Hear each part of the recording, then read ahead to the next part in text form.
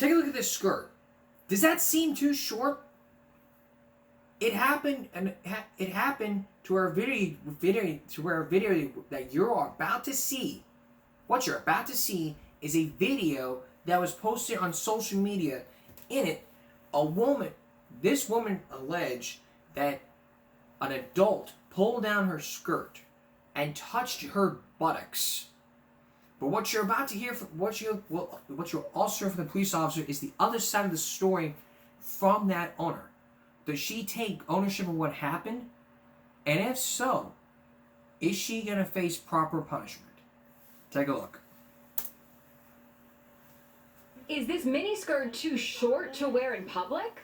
That's what this woman thinks. She approached the teen at a restaurant and, to show her displeasure, yanked the skirt down. A tense confrontation followed. I happen to work for the state, and if I have to watch your keeps hanging out again, I will call CPS. After the video went viral, 48-year-old Ida Ann Lorenzo called Utah police. Did you touch her?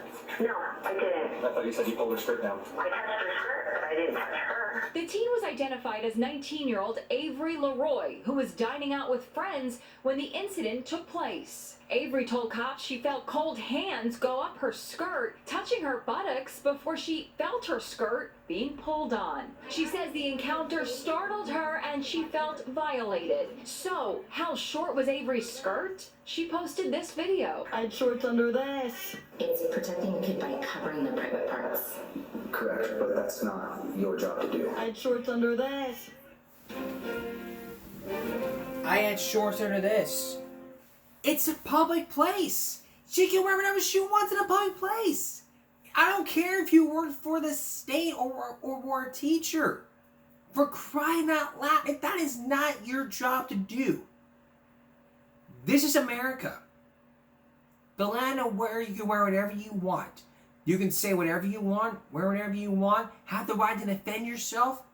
But when you come in and start pulling down a skirt and touching her buttocks, you cross the line. You cross the line. I mean, heck, am I crossing the line by just wearing just shorts and no shirt in a public place? Is this crossing the line for you? Is that crossing the line? And I do apologize in advance. I should have told you beforehand. But this was for demonstration purposes only. For common sense purposes, because you can, seriously, you can wear whatever you want and nobody can give two shits about it. I mean, I can just wear 3 shirts and nobody can say a damn thing about it. Because it's who I am, I have the right to wear whatever I want. And if I lived under my parents' roof, they would tell me what I can and cannot wear at their home. So I can wear I could wear 3 shirts.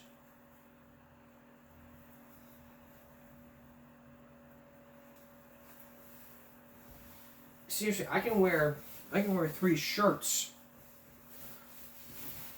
I can just wear shirts like this. And nobody can say a damn thing. Do you get what I'm saying here? You shouldn't be doing this. Now, if she was at school, the story would be different. But she's not. She's 19. She's probably still in school. She's in a public place. She has the right to wear a short skirt.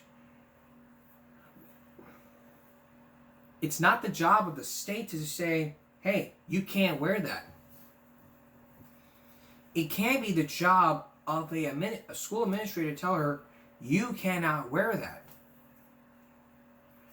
Mostly all dress codes are discriminating women. But in a public place is where you cross the line by touching your buttocks. But for common sense purposes, let's hear that phone call. Under this. Let's hear that phone call. Touch her? No, I didn't. I thought you said you pulled her. No, I Did you touch her? No, I didn't. I thought you said you pulled her skirt down. I touched her skirt, but I didn't touch her. The teen Let me show you something. Okay, Watch this. I'm going to pull my shirt down. Am I touching my butt? Absolutely not. But if I pull my shirt down, I'm touching the butt at the same time. That's inappropriate. That's inappropriate to do. It's not her job to do so.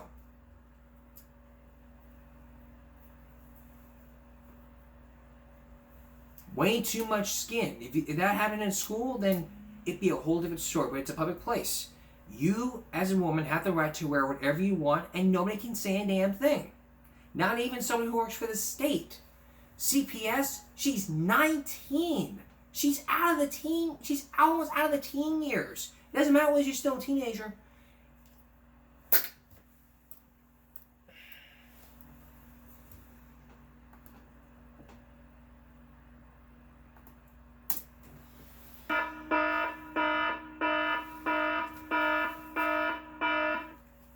Every state that you live in has a law saying that you're not a damn adult until you turn 18 or 17 years of age. So if you're over 18, you're an adult. You're 18, you're still an adult. You're 17, you're still a minor. Remember that. And don't be going grabbing someone's buttocks. That's where women draw the line. Nobody's allowed to touch women's butts. Period. No ifs, ands, buts, or excuses unless you're being searched by a cop. Remember that. Alright. We have not done a Flashback Friday, but this Flashback Friday is all about my top 10 favorite Survivor stories throughout all the times we've done this broadcast. Stay with us. It has been forever since we have done a Flashback Friday. This time, this Flashback Friday is all about my top 10 favorite Dateline Survivor stories, which I've talked about, which we focused in on, showed you throughout the years of this broadcast. Tonight we're going to focus in on my favorite top 10. You may have your favorite from watching every episode, so we did a Survivor special this season, and I thought, hey, why not do a Flashback Friday all about the Survivor stories that we've done?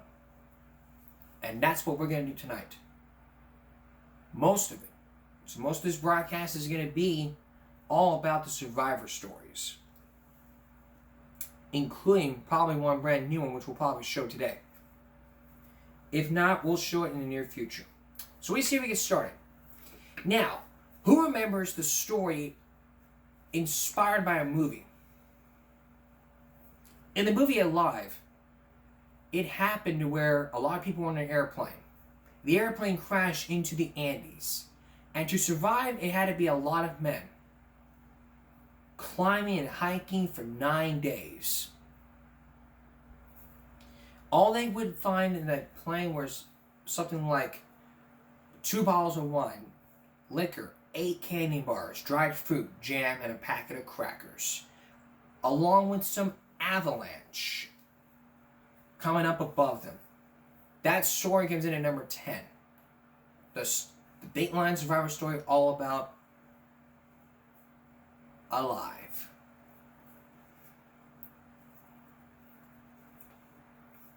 Basically, it was all about the story about that terrifying trip across the Andes from October. Now the video is not probably up anymore on Vimeo, but if someone had commented saying show the video, we would have been here. That's at number 10. Number 9. The Ambassador Row.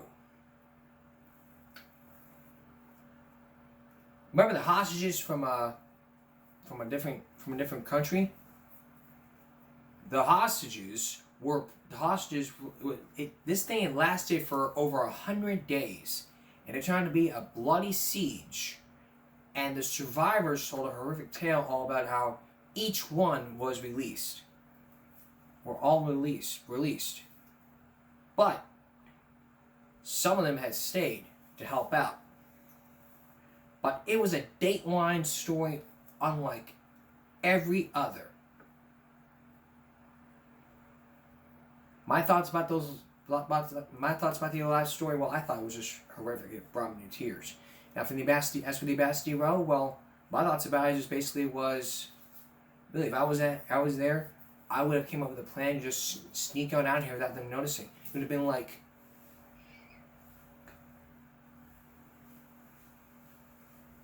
what was that? Hide! All clear. Hide! All clear. Hide! All clear. And I would have made out a lot and jumped in the window. What was that? Why is that window open? Close that window. But it's hot in here. I don't give a shit. Close the damn window. Had they climbed into the window, they would have gotten some help. Now, who remembers the Night of the Grizzly? That's right. That was one of my favorite Survivor stories, which was one on VHS and the other on there. It was the story about, it was a two-part Survivor story all about a man who was attacked by a 5'10" grizzly bear, and the jaws of the bear snapped at him, and basically blood was pouring in. But to survive this incident, there was like stitches, and he survived that bear attack. But the startling news was he punched the bear. Now, how do you mean? If you come in front of these things, you better watch out, my friend, because they can break a tree, and they can break a tree and snap your neck and break your bones. Just try to remember one thing when you're being attacked by a 5'10" grizzly bear. I mean, don't be fooled. It is not that simple just to be attacked by a 5'10" grizzly bear. If I was in that kid's shoes, I would have been like Scooby-Doo. Let's get out of here, Scoob. Let's get right, Raggy. Or been like Boo Boo. Boo Boo would have like, yo, you're gonna been that big bear. Hey, Boo Boo, he's got the gun. Oh, Yogi, he's probably here to kill us. No, Hey, Boo Boo, let's see if he's got the picnic basket. Okay, Yogi. Hey, Boo Boo, what do you say we take a break? Okay, Yogi, we can take a break. We're gonna have more survival stories, including one which you have never seen before. Stay with us. So tonight's Flashback Friday is all about my favorite survival stories. So far, I'm focusing on the grizzly bear attack, the MSU attack, and the story about Alive. Coming at number 6, it's the story of the hands-free hero. Yeah, who remembers this story when we did our survival week? It was all about the American story of a person who had no arms, but he had to do everything with his feet. After seeing that story, it was just remarkable that he could do anything without using his arms. He could even use his feet to brush his teeth. You can use your feet for anything. If you had no arms, you could just basically like write out things with your. You can just basically draw stuff without using your hands. Just put a sharp in your mouth and you go.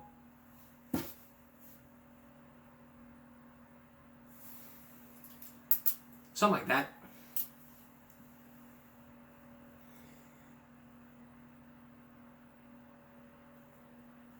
That's why I put it in at the list, because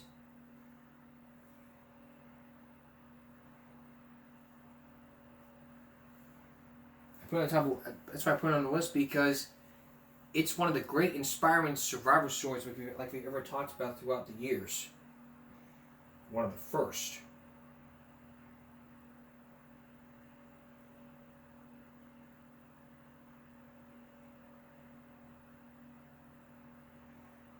Alright, Now, who remembers the survivor story of Lost at Sea? 3 men were were trying to go fishing, but it ended up being a pool full of gasoline water and of a search and rescue. After seeing that story, if I was in one of those 3 shoes, I would have came up with a great survival plan, like having gasoline in one end and having a lot of drinks, having one drink in the other. That's what I've done. Coming to number 5. Now, coming in at number 4 was the story of the elite skydiving group. John Scott's report, all about that skydiving group.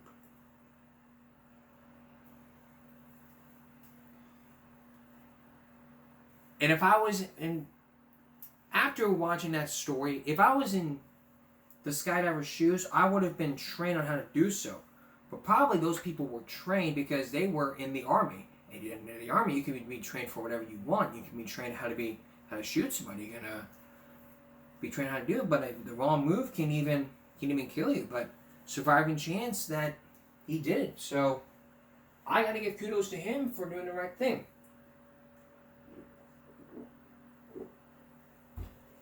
A brief reminder here that all these survivor stories that we talked about, they're in the tapes. These tapes you can find on Amazon. Later on, we're going to show you a couple more, which will be added into our greatest hits.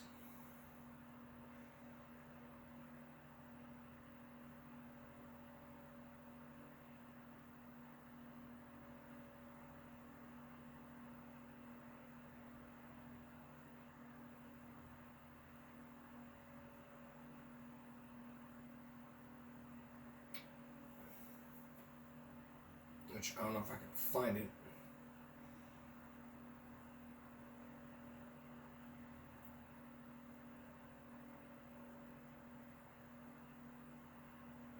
Actually, we'll just do the story. I don't know what I don't know. All right, coming in at the next one was a story about a bus bomb. If you saw the story of the bus, if you were on a bus in London, you might have seen that. You might have heard about this. You were on the bus. You might have heard about this one. It was the story about how one person survived. 3 people survived. The front row of the bus, the back row of the bus was exploding, but the person at the back of the bus, he survives. He really survives. But on the other hand, well, the 2 people that were on a trip, they survive as well. And they become great heroes of the tale. Now, who remembers that fire? Who remembers the story of being trapped in the snow? A father and son spent some time together by going on a hiking trip. But to survive, they had to shoot. The son had to be left behind while the dad went and got help. I believe that's what I would have done. I mean, if I was in that survivor situation, I would take my son with him. I would take my nephew with him. The father's an uncle's instinct would tell him, keep watch. We're not telling him keep watch. I mean, who's going to watch my nephew? I don't want to see him being freezing cold. But it was a great thing that those people were here to help.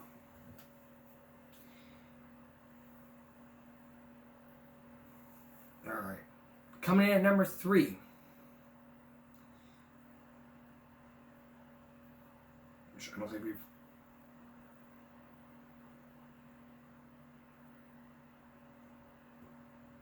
Top 7. Top 7. Got 2 more to go. Number 6. Number 2, the top story list would have been the story about the electrical lines that happened in LA from Josh Mankiewicz. So I was in that situation. What I would have done was waited. I mean, I picture myself right there in those shoes, just waiting for that wire to come through. That's what I would have done. And coming at the number one list, the story. It was the story about a 10-year-old autistic boy who was trapped in a 12-story high detention tower. But his older brother risked his own life to save his own. How could they get down? If I was that autistic son, I would have stepped away. But those parents lived in a house to where the big metal monster, as the child called it, would not get through. Would not even come in. So he climbed it to explore adventure. And even then, his brother came in and asked, okay, how do we get down? No one knew how to get down because it was so high up they couldn't even get down. Maybe they could have climbed. But it was a great thing they called that way. It was a great thing 911 was answered. A great thing.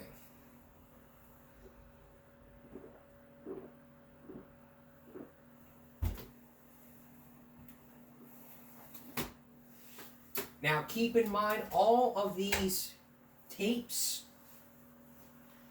comes from the collection of the Dateline Survivor Stories, Deadly Encounters, Moment of Decision, and Nature's Wrath.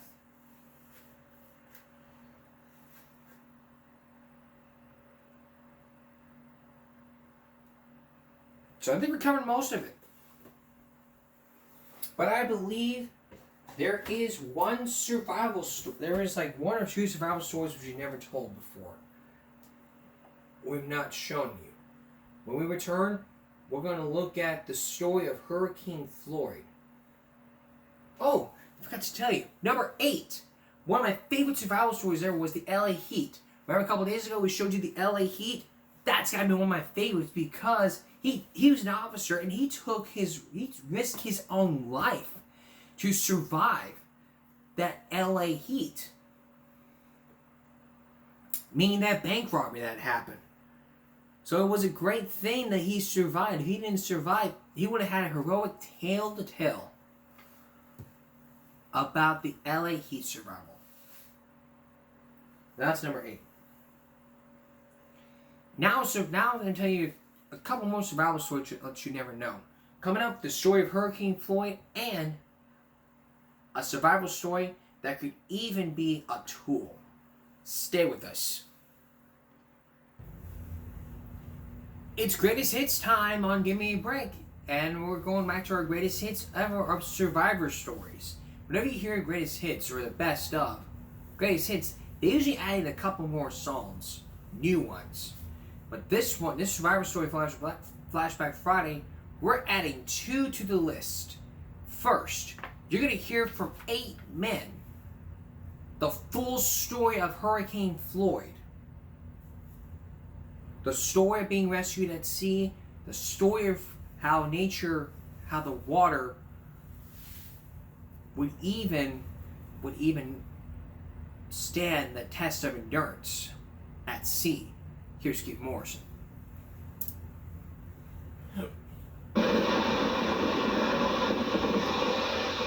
There is a special respect, some would call it dread, among men who ply the sea, respect for the weather. Everybody understands that a mariner lost at sea is a 50-50 chance at best. And no sailor should have to face a storm like Floyd. At its height the size of Texas, packing winds of 155 miles an hour, creating 60-foot waves. Just go to like a 5-story, 6-story building, get down on your knees and look up, and that's what you see. And just imagine it's water. This story of survival begins early in the morning of September 15th. An ocean-going tugboat called the Gulf Majesty, lashed to a barge more than 300 miles off the coast of Florida, is feeling the full fury of Hurricane Floyd. Experts predict that Floyd will head northwest, so the Gulf Majesty tries to sail out of harm's way. But Floyd changes course, and the tugboat and the 8 men aboard are caught, dead center. Her captain is John Dalton, a former Marine, at 30, the youngest man aboard. 7:30, it was obvious that we were going to abandon ship. The boat was rocking, and it was apparent that the boat was going to be sinking, and sinking fast. In the howling gale, on their dying ship, they radio the Coast Guard for help. All of the crew put on life vests. This was one of them. David Lytle grabs this emergency radio beacon and straps it to his chest. You gotta do what you gotta do to get off of that vessel and in the water, because the vessel's gonna take you down with it if you stay on it. In 65-mile-an-hour winds, they fling a life raft like a 10-foot inner tube into the raging Atlantic. Then engineer Mark Davis watches helplessly. As soon as we launched it, the wind flipped it over upside down. Without a moment's hesitation, 5 crewmen jump into that angry sea and right the life raft and crawl inside. Following evacuation procedures, 3 have stayed on board ship with the emergency beacon. Then, as they're about to board the craft, disaster. In Floyd's fierce winds, a 1/4-inch nylon rope like this, holding the raft of the ship, snaps. 5 men and their raft disappear into the storm. The wind took them so strong, it was unbelievable. Now there are 3, and they know there is no choice. They must stay together, and they jump from the ship to the sea. First thing we said to each other was, dying's not an option. In the raft is a heart-sick young captain and just 4 of his 7 crew. That was the most sickening feeling that I had, is when the crew got separated, because there was absolutely nothing we could do for them. As Floyd takes aim at the United States coast, it tosses an 83,000-ton ship with its might. Some of the crew, they're a little green around the gills. Almost 200 miles to the east of the sinking tugboat, Navy Captain Mike Miller is commanding the aircraft carrier John F. Kennedy, riding out the storm. Waves are splashing the flight deck almost 6 stories high, and they've run out of seasickness pills. The bow was moving up and down about 30 feet. At 8:30 a.m., Miller gets a call from the Coast Guard. His is the only ship remotely close to the sinking tug. He considers the risk to his 2,500 men, and he thinks about the 8 sailors lost at sea. I announced to the crew that, well, there were people in need, and it was our job to try and save them. Within minutes, the enormous carrier turns around and sails full bore for the center of that awful storm. And as it closes to within 130 miles or so of the beacon signal, this Navy Seahawk helicopter is launched, and then a second takes off. Back at the abandoned tug, the crew is scattered, and the men in the water are watching their ship go down. The boat had come down in the stern, and then eventually it was straight up like this. Straight up and down. And it went down like this, and as it was going down, the engines were still running, the lights were still on. Just about the same exact time, it was like somebody tapped me on the shoulder. And I looked around, it was a broomstick. I pulled it around, we all grabbed a hold of it. And now that's all they have to hold them together. And David Lytle prays that the beacon strapped to his chest is transmitting. I knew, if anything, they was coming to find us. The only thing that was in my mind was how long. They are battered by the waves and the seawater in their mouths and the deafening storm in their ears. It's like you hear it coming up from behind you. It sounds like a freight train. This is water now we're talking yes, about. Water. As a wave would come over the top, yeah, and then it'd smash down on you. It'd feel like a 20-pound sledgehammer hitting you, and it'd drive you down, 5-10 foot, if not more. It seemed like forever to get back to the air. The first thing we'd do is ask if everybody was still there. 1 hour passes, 2, 3, 4. By now they have traveled 25 miles, and even in 80-degree water, hypothermia menaces. The men are losing body heat and strength, and still they cling to their broomstick and wait. We were flying almost sideways getting out there. Meanwhile, helicopter pilot Joe D'Angelo sees something in the driving rain. David Lytle looks up and sees something too. I said, I think I just saw a helicopter. To be honest with you, never saw a helicopter. Saw a couple angels coming. From the air, they are like pinpricks in the angry water, till they fire a flare, and the Navy men get a surprise. They fully expected to be 8 guys in a raft when we got there. Rescue swimmer Shad Hernandez is lowered 75 feet into the vicious waves. As soon as I got in the water, I just disconnected and I tried to work my butt off to get over to him. At that point, are you tethered to anything? No. The challenge for the pilot to hold the position and for the crew to hoist rescuer and survivor up to the Seahawk, where the storm sends them swinging like a wild pendulum. When I went up with the last survivor, well, wave brought us up, and then it dropped out from underneath us, and we just started swinging. So we just, took a deep breath, said, all right, ready, do it again, and then we went, everything went okay. Amazingly, the entire rescue takes less than 15 minutes. But where are the other 5? En route to the Kennedy, the survivors give the coordinates of the last known location and direction of the raft. The helicopters refuel. Pilot Chris Basile worries that daylight is running out. What's the feeling? At least we got 3? No, we got 3 and we wanted 8. 40 to 50-foot seas, wind blowing 60, 65, we're in rain squalls. We're taking a pretty bad pounding in the life raft. It was really bad. Pilot Basile knows that rafts can stay lost in weather much better than this. There were times flying through that rainstorm. Have you ever been in like a car wash? Yeah. Your windshield is totally covered with water. That's what it was like. And yet somehow, against all odds, in a momentary break in the squall, they spot it. But how do you hover over such a tiny moving target in such weather, getting low enough to perform the rescue and high enough to avoid the waves? What I ended up having to do was I took the raft and I put it right outside my window, and I basically looked down and just held it there for about 35 minutes. Visually? Visually. Manually. I felt like I was stirring a pot with the controls, trying to just keep it there and keep it steady. By now, the hurricane is even worse. Rescue swimmer Tim Lemmerman, just 20 years old, drops into his very first rescue. Going down, next thing you look over, you see this, 30, 40-foot wave coming at you like, this is going to hurt really bad. One minute you're in the water, next minute you're out of the water, and you're like a yo-yo. At the end of this rope. It's just because the water keeps dropping out from underneath you. Again and again, the rescuers drop through the storm, and one by one lift the sailors away. These are the actual photographs of the rescue. It was terrible conditions, and they made it look easy. On board the JFK, a crewman taped the scene, as everyone, all 8 of them, returned, battered, exhausted, and alive. If the JFK had not been out there riding out the storm, what would have happened? There was no other assets in the area to get these people out. They'd be dead. They'd be dead. That evening, right there on the JFK, the Admiral of the fleet had a party, and 8 men who work on the sea had never felt so important before. And then that night they said a ship's prayer, and they thanked God for us and saving us. It was unbelievable. What caused the boat to start taking on water isn't clear. The Coast Guard is still investigating. This is Dateline Tuesday for September 28th, with reports tonight. Wow. Well, I don't know what the cause is. Another survival story when we come back, and some body cam and some footage from police body cam that you might want to see. Don't go away. Mobility is freedom. Anyone that relies on a wheelchair knows the quickest way to get around.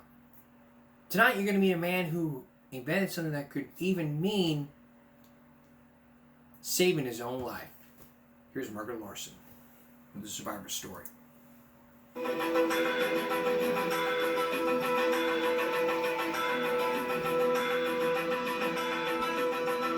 I've always been competitive, but mostly to myself. I was a professional skier, and I was competing for the national championships in kayaking. This wasn't just like a little bit of fitness here and there or something that you did as a hobby. This was a big deal in your life. I was a jock. Yeah, I was a jock.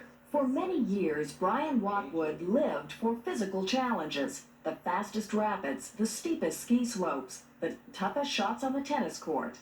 But none of that compared to the challenge that began on Labor Day weekend, 1987. Brian was 38, a design engineer, a very active guy when it happened. A moment that forever changed his body and his life. He and his wife Robbie were headed home after a weekend in the Northern California mountains. Robbie took the car, but Brian, always the jock, hopped on his bike for the 25-mile ride. I was hooked up with another bicyclist who was in front of me, and we were riding through an intersection where cars would turn off that road. It started to get dark, dusk time. It was 7:30. thinking, where's Brian? At that moment, Robbie had no way to know Brian was far from home and wouldn't be back for months. Riding home, he'd been hit head-on by a car, smashing onto the road. Robbie got the terrifying news and raced to the hospital. It was just horrible, horrible. And I walked in to the emergency room, and I didn't even recognize him. And he couldn't move. Nothing. He couldn't move. And it was just a nightmare. In fact, their nightmare had just begun. Brian hadn't broken a single bone, but his face was mangled and his spinal cord was badly injured and swollen. He was in and out of surgery and in and out of consciousness for 3 days before doctors could tell him what he was facing.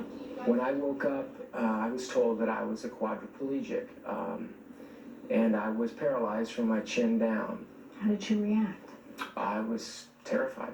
I just figured that if you were a quad, you were going to be a quad forever, and you were never going to move again. As a champion athlete and a competitor to the bone, Brian Watwood couldn't think of anything worse. You go from being someone you know to someone you don't know. You can't walk, you can't dress, you can't eat, you can't even go to the bathroom by yourself. But could that change? Would he ever recover? The doctors had no certain answers, and Brian was slipping into a deep depression. I was grieving big time for my body. Was it a temptation just to give up? There was a point there where I felt like I might want to die. But with his wife's help, he fought to hang on through several major surgeries. And then suddenly, just 2 weeks after the crash, came a moment he will never forget. I showed my wife the first movement, and it was this finger right here, and it started to twitch at the end. I walk in and Brian says, Robbie, I got a new trick. Wait till you see this one. And I mean, we're talking about a guy who couldn't move anything. That must have seemed like a tremendous victory at that moment. To me, it was hope, great hope. That moment was enough to pull him through even more operations, enough to help him attack his grueling physical rehabilitation with the same grit he displayed in athletics. I realized that I was against a monster. I had to fight this monster, this paralysis. It became a daily war. It was me against it. And bit by bit, there was progress. 4 months after he'd been rushed to the emergency room, gravely injured, Brian finally made it home, with a metal halo literally screwed into his skull to support his head and neck. With bolts in my skull, in a god-awful contorted position, and I was happy. I finally got home. I figured then I was going to make it. It was at that point Brian started a new life out of the hospital, back home with Robbie. But it wouldn't be easy. He'd spend 4 months in that metal halo and torturous hours in daily physical therapy. Brian's spinal cord had not been severed. That meant over time he could regain some feeling in his arms and legs, and over the months he did. But he still couldn't walk, and no one knew if he ever would. So this accomplished athlete faced another challenge, in some ways tougher than all the rest, learning to use a wheelchair. I always felt so helpless because I couldn't operate the chair. Must have frustrated you. It did, because my hands were not working. I couldn't make those wheels go. His hands couldn't grip the wheels, and it was difficult for him to lean forward and propel the chair. Tougher still to stop it. But remember, Brian Watwood was a former design engineer and not one to sit on the sidelines. He had an idea. I wanted to make the common wheelchair more user-friendly. With help from some fellow designers, Brian developed a set of levers that fit right on the wheels of his chair. He says the levers are easier to grip and geared to better turn and stop the chair with much less effort. Brian named his invention the Widget and put it on the market. Brian says he sold nearly 200 widgets so far at about $800 a piece and frequently offers demonstrations. There you go. Developing the widget became his mission, and just like physical therapy and his recovery process, it required time and patience. I've had to sit back and take a deep breath for 10 years over an idea that would help someone, help me, and help thousands of other people do something real simple, move their wheelchair. It's independence. It's independence. It's a big difference. It's been part of your recovery. It has been my recovery. My style is to make it happen, push it. When he grabs onto something, he just doesn't give up. It's just the most amazing thing. It's been 11 years since that fateful bike ride. Brian Watwood made it through his dark days, and he went on to create a device to help not only himself, but other people with disabilities. All this from someone who didn't know if he'd ever walk again, fighting a battle with what he called a monster, his paralysis.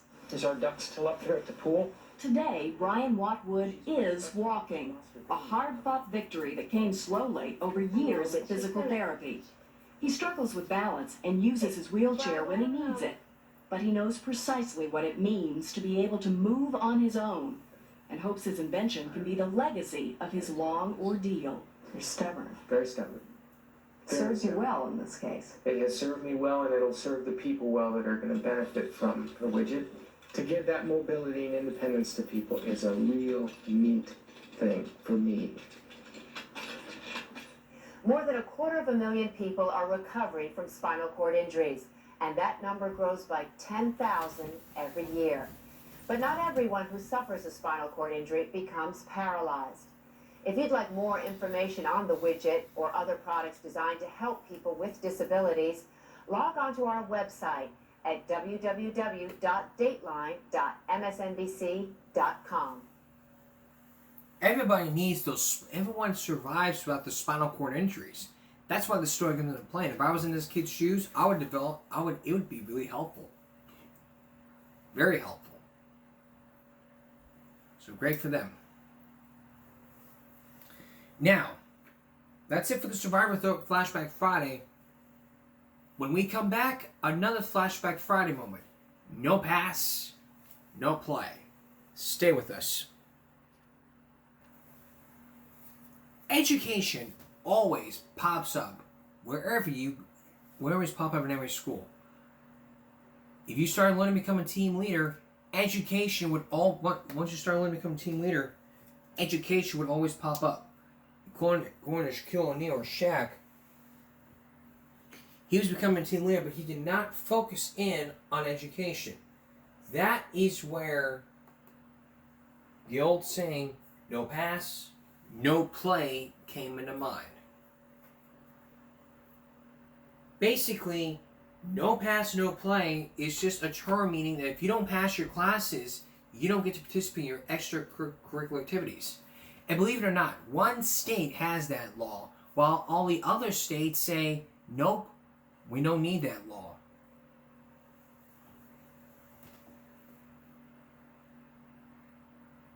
Here's three clips.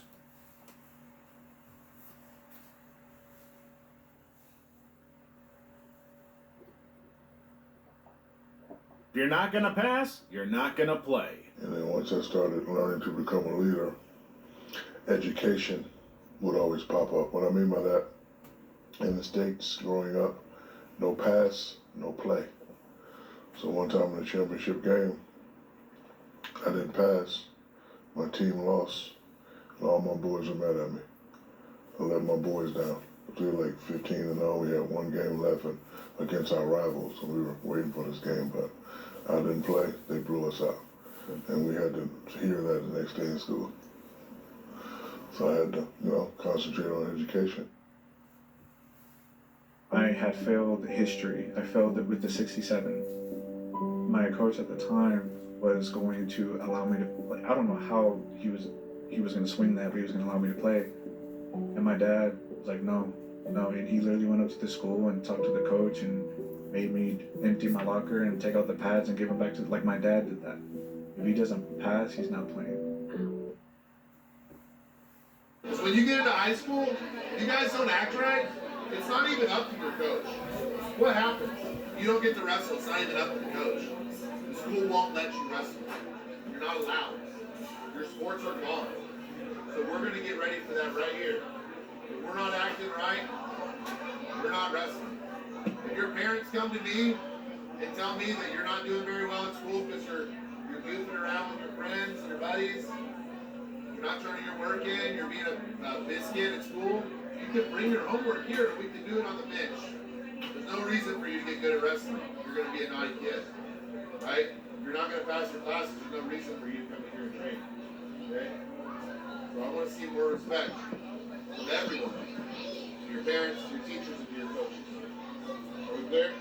All right, let's bring it in. Because when you get into high school, if you guys don't act right, it's not even up to your coach. You see, it's like the same thing. Like if I was to go hire, if I have a band member during the summer and they were still in school, I had to respect that. I gotta respect their school schedule and the fact that they need to pass their classes. So if I were to do this, so if I were to hire someone to join in with me, I would put in the no pass, no play rule. Basically the same thing in sports. But it's the same thing in sports, but it's the same thing in sports. If you don't pass your classes, you don't play. It's basically the same thing here. You don't pass your classes, you don't get to perform. Because if I get calls from mom and dad saying that he failed his class, he failed history with a 67, or he failed history with a 67, or he failed science with the 56. And would I be able to make an exception? Nope. I would say he's not allowed to perform.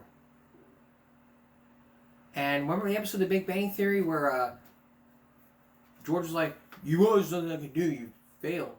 You're off the team." 3-week academic suspension. That's how it was. Take a look.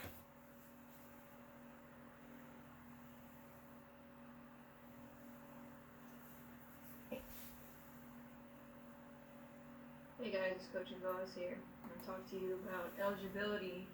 So for the middle school, we go by UIL rules, and you have to be able to pass your classes in order to play because you're a student athlete first. So your grades are very important. So you have to be able to make a 70 or higher on your report card in order for you to be able to participate for sports, fine arts, so that's choir, band, orchestra, or even the academic decathlon stuff that we have that go on as well. And that has to be in every single one of your classes.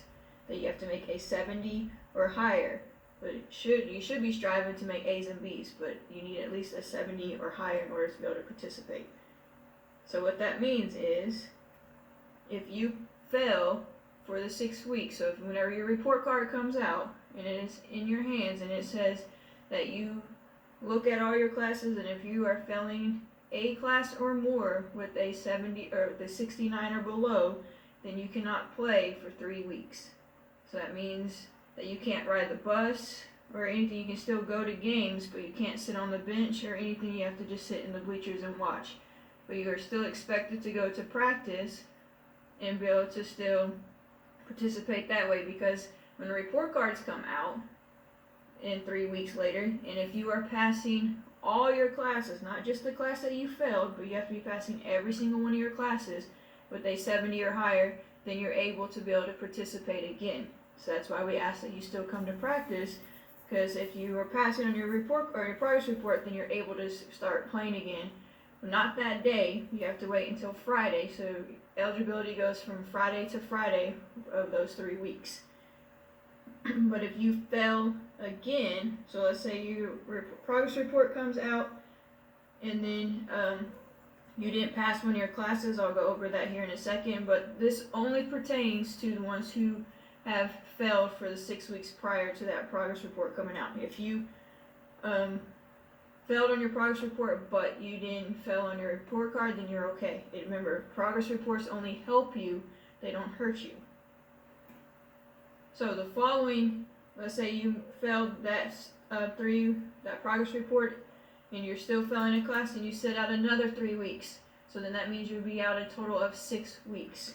And by that time, you're still asked to come to practice, but by that time your sport is probably over and you've missed the whole season, because the seasons are shortened this year with COVID. So a recap of everything is, you have to pass all your classes, all of them, with a 70 or higher in order to be able to still participate in sports or whatever UIL event that you are in. So if you When your report card comes out and you fail one class or more, then you are ineligible and you have to sit out 3 weeks. And you have to wait until your progress report comes out. And when your progress report comes out, and if you are passing a class, then you're good to go and you can play again. And if you're failing a class, you have to sit out another 3 weeks and wait till your report card comes, and then you have to be passing all your classes then. And if you are, then maybe you can play, or your season may be done, or you'll have to wait again till another progress report comes out, and then by that time it's probably a new sport. So remember, it is only for ones who are failing for the no pass, no play for the progress report, which we'll explain to you again as the season goes along. But progress reports are only there to help you, not hurt you, if that makes sense.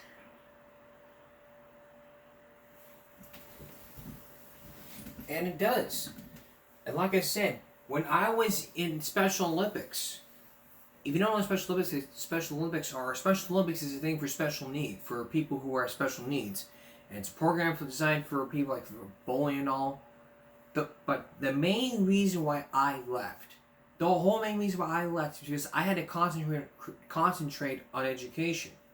Like, if I would have failed, if I have a history with math with a 57 and I'm still participating in Special Olympics, nope, I cannot do that. My coach would not be able to make an exception. She'd have to tell me, sorry, Jonathan, you failed math. You can't play. And that would be understandable. No pass, no play. Not only should it be applied to academics and to athletics and all extracurricular activities, but it needs to be for Special Olympics. And just because you're special needs does not mean you get special treatment, unless you're disabled. And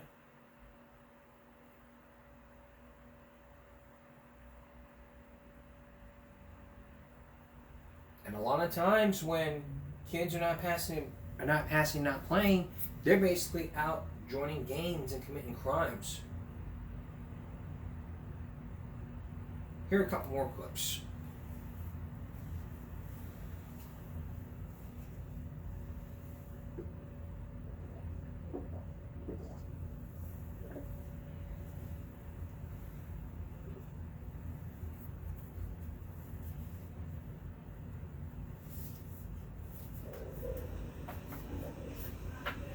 Hey man, what kind of college you want to go to?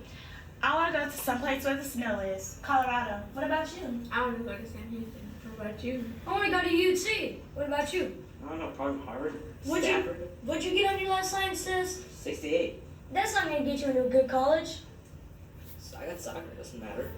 So you're failing your classes and you still have soccer? You know the no pass, no play? You don't pass your class, you don't play soccer. You may be the star player on your team, but if you don't pass your classes, you will not be able to play. The no pass, no play still exists. Make sure you keep up with your grades. Always remember this. No pass, no play. You got a quiz upcoming?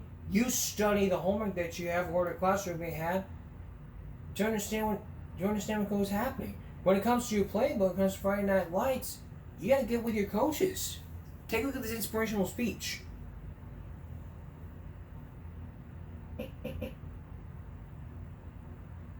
Checking your coach, asking them, what is it that I need to do? How should my technique be here at this given time? Or if you have a quiz that's upcoming, you study the homework that you had or whatever classwork you had that's upcoming. If you have a quiz that's upcoming, you study the homework that you had or whatever classwork you had to understand what could possibly be on the quiz. When it comes to your playbook, for you to know the responsibilities, for you to know what to do out there on the field, you got to put some study time behind whatever coaches tell you to study, or else you can't play.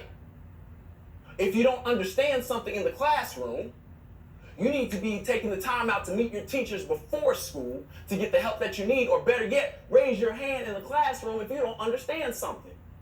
When it comes out here to the football field, if you're not getting your keys and your assignments, you should be checking your coach, asking them, what is it that I need to do? How should my technique be here at this given time? Or you stay after practice to get extra reps to make sure you understand your job. There's a correlation there.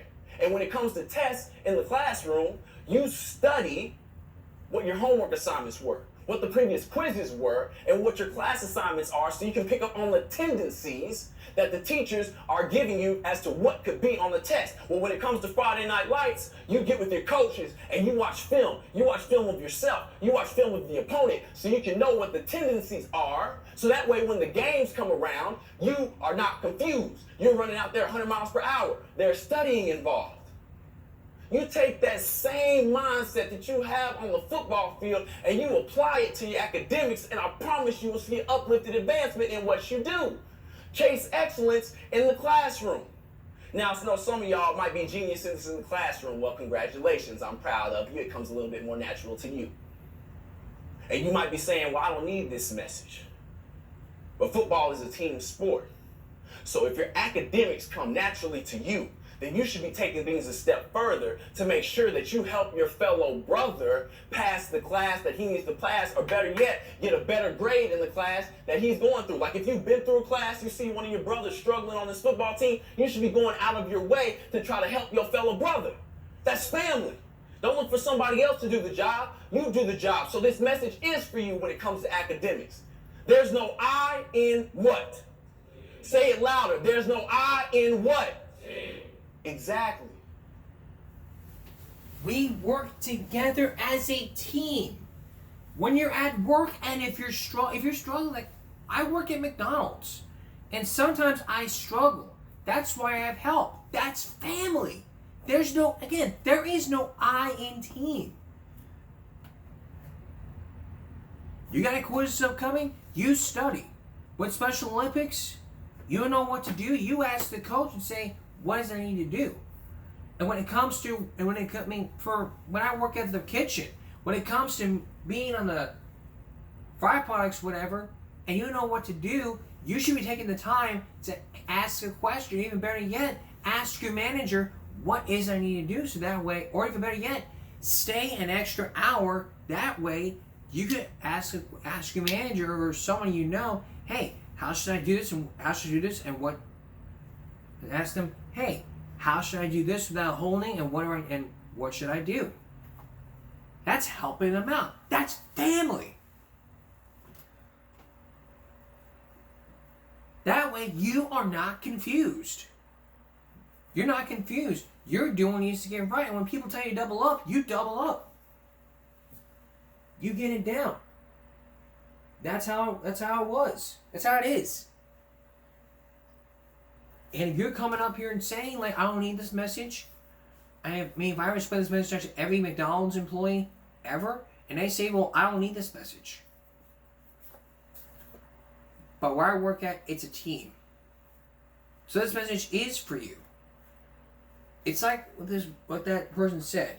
You got a quiz coming, you study the homework that you have. When it comes to Friday Night Lights, when it comes out in the field, you need to be taking the time to know exactly what you're doing. You're ready yet? Stay after practice. When it comes to this, you gotta choose to stay an extra hour to help your fellow brother out. That's family. And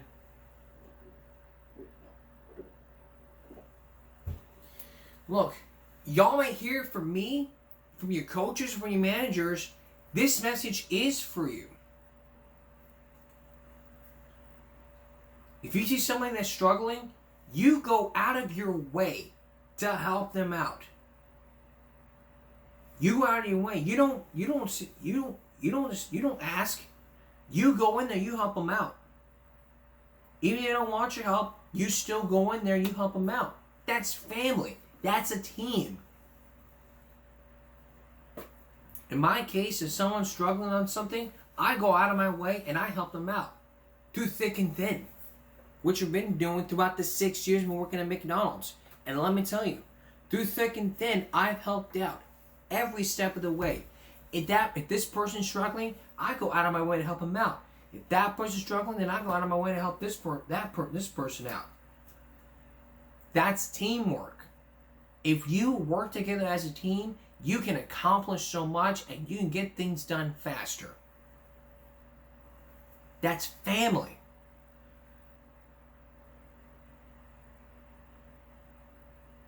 And when it comes to performing music at night, you need to stay after rehearsals and say, what should I do? But all these things I'm talking about is a team sport. So this message is for everyone out there. And believe me, if I were to have somebody if I were to form a band together and they were still in school, I'd be respectful of it. And I would still put out the no pass, no play rule. Otherwise be known as the no pass, no performance. No pass, no perform. No pass, no performance. You don't pass your classes, you don't get to perform in the next home game. Or whatever. That's how it would be, but that's something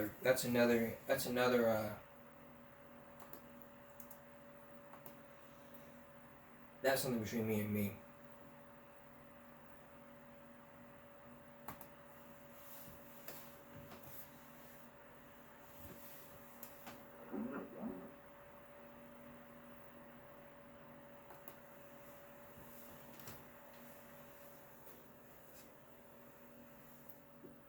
Points, and this pass to Bill Wennington to win. No pass, no play is back in the news again, and coaches appear to be finally getting their way, and we're telling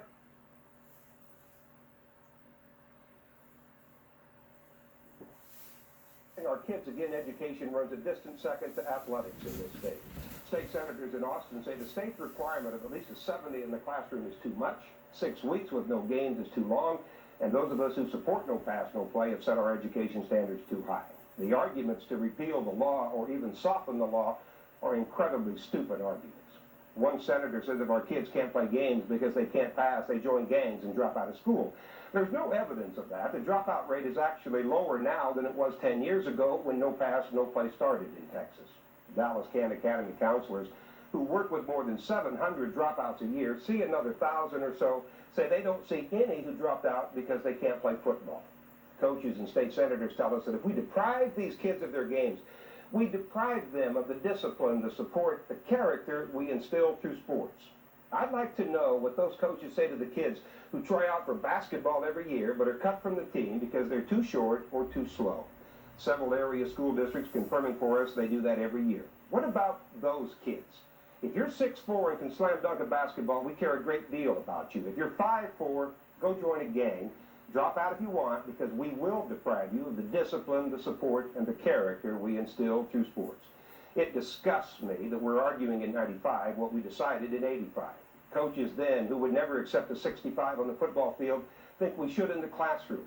If your kid runs the right play 85% of the time for any football team in Texas, he won't play football in Texas.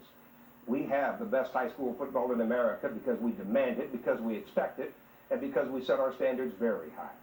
I don't understand why so many people are afraid to demand and expect the same in the classroom. Since those of us who do won that argument 10 years ago, grades have gone up. The passing requirement was 60 back then, and kids were failing with 58s and 59s.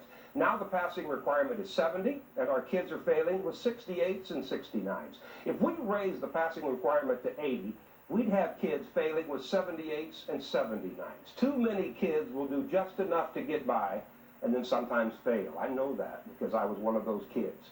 I failed every class I took my sophomore year to show my friends just how tough I was. My basketball coach was tougher. After sitting out 9 weeks, Gene Evans didn't let me play the next 9 weeks either.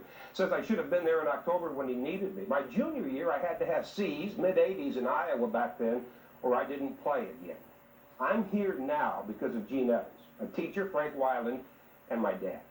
Too many kids don't have a dad, don't have Frank Weiland, and there's not enough coaches like Gene Evans either. If your kid, your student, or your player thinks his or her self-worth is determined by the games they play, if a high school education is only necessary to play, you've already failed that kid. Our senators say a first-time offender should receive a 3-week penalty, but only once. That thinking amazes me. We can't keep a kid out of sports 6 weeks for failing in the classroom because they'll join a gang. 3 weeks is enough. But fail a second time, and now it's time to join a gang because we're getting tough on you now. Sounds like the criminal justice system to me. Probation for a first-time offender, early parole for the rest, and we all know how much we appreciate the work our judges and prisons are doing to control crime in America. Why do we want our schools to follow that system? This isn't a Channel 8 opinion, it's mine, and I would like to hear yours. You can write me here at Channel 8, and I will write or call back. I'll talk to you anytime about our kids' education and athletics because I think our schools, our coaches, and our kids can do even better. Got off my soapbox and I forgive me.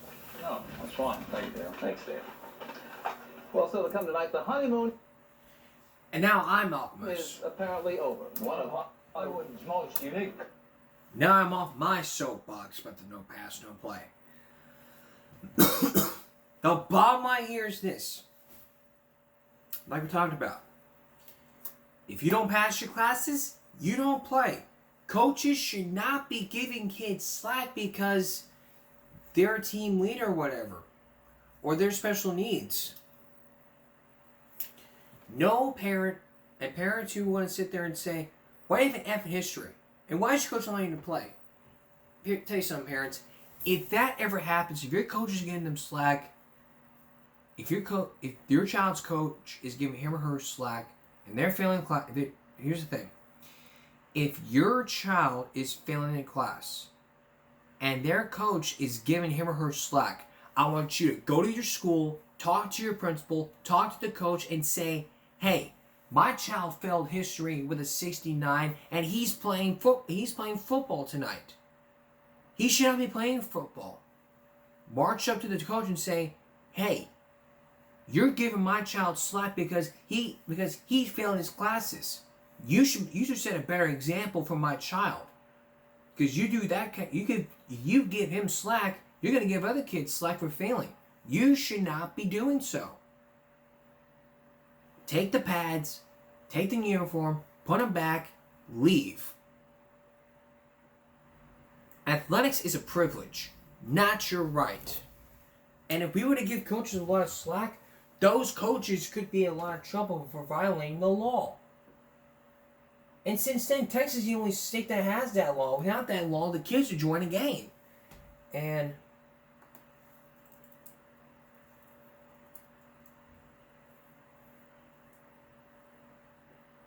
maybe what colleges are coming for this person, and I think he may have a shot. Doesn't matter. He doesn't pass his class, he doesn't play. It may be ridiculous to you. If you were a part of the no pass, no play, you know exactly what I'm talking about.